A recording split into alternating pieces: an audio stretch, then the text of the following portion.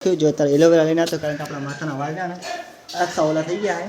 આપણે એલોવેરા નાખીએ અને માથામાં નાખીએ પછી હું તમને દેખાડજો. અત્યારે એને લઈને આપણા માથામાંથી એલોવેરા લગાવી ગયો છે.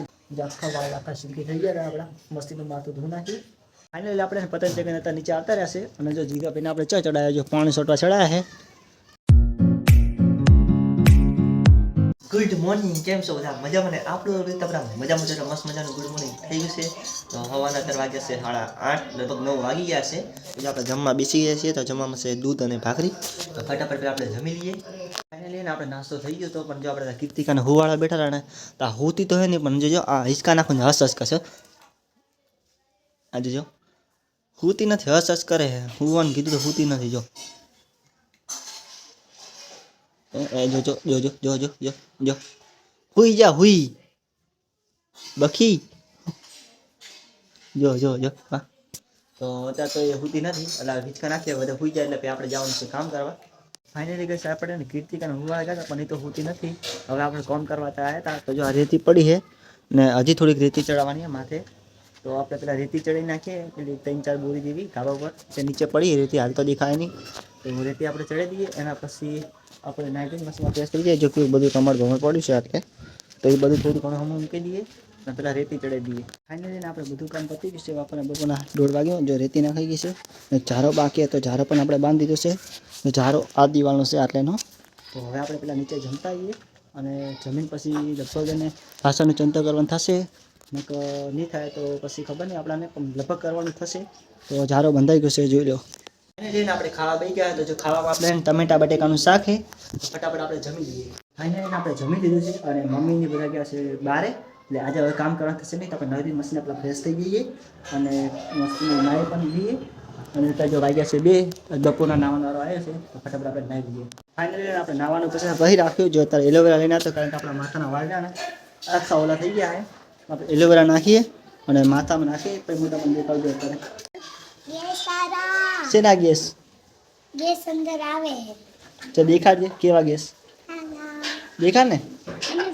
અમે સાંજે આયા તે અમે હવાના આયા તે લગભગ લઈને આયા તે ને ઈએ શેના રમકડા તે ગેસ વાળા ગેસ મેં તો નહીં જોયા.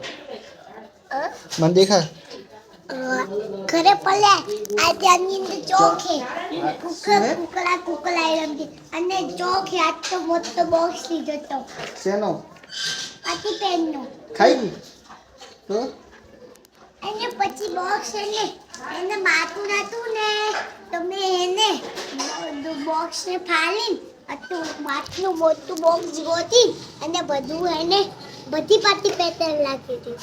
સારું જો ફાઇનલ લઈને આપણે આ ચાલે જો નાખી દીધું. અડધું બાકી પડે માથામાં અડધું નાખી દઈએ એના પછી થોડી ઘણા રાખીને પછી માથું ધોઈ નાખીએ.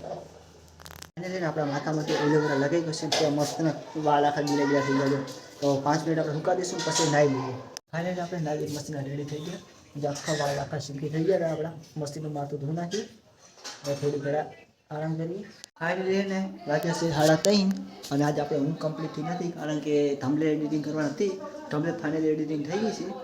ફાઇનલી અત્યારે આપણે આવ્યા પતંગ ચગાવવા. તો જો આ જીગરભાઈ પણ આપણે ઘરે આવ્યા છીએ એટલે આપણા ઘર તો બાજુમાં ઘરે જો પતંગને બદલીને આવ્યા છીએ.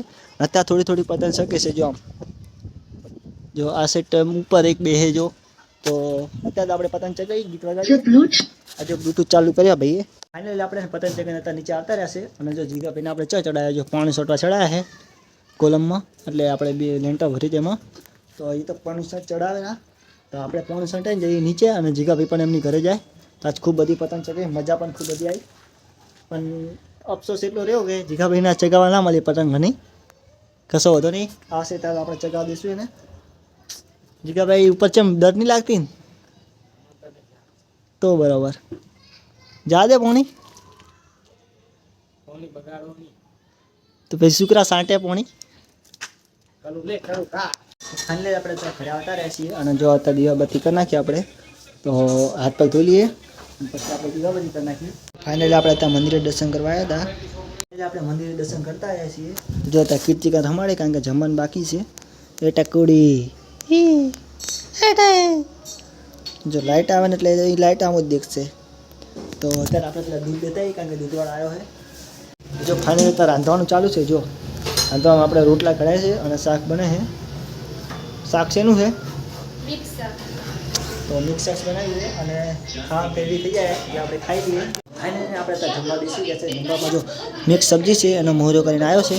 અંદર ટીવી ચાલુ છે. પિક્ચર જોતા જોતા મશીન આપણે જમી દઈએ. અને આજ લગભગ કામ કરવાનું થશે નહીં તો આપણે બહાર છે જવાનો પ્રોગ્રામ બનાવીએ. તો ફાઇનલી આપણે જમવાનું પતી ગયું ને હવે છે બહાર જવાનું થતું નથી કારણ કે આપણે ઘરે જવાનું છે. તો હવે આ બ્લોગ જો તમને પસંદ આવે તો લાઈક સબસ્ક્રાઈબ કરી નાખજો. નેક્સ્ટ બ્લોગમાં રાતે